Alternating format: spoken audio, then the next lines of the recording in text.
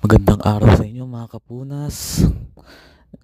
Ako nga pala si Rob and ipapakita ko sa inyo kung ano ang trabaho namin sa cruise ship. Una sa lahat, daily routine namin ang magpunas ng makina. DG1 at DG2 ang aking pinunasan. Sunod naman, ang papakita ko ay ang pagmamap. Ito ay daily routine namin kapag wala kami mabibigat na trabaho, upang ma-maintain namin ang kalinisan sa engine room. At hindi lang map, kundi nagwawalis din kami dito sa engine room dahil sa mga pumapasok na alikabok galing sa ventilation.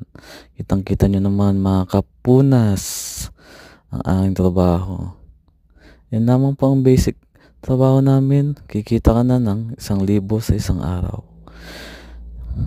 At ang sunod naman namin ay ang pagbabasura mga kapunas.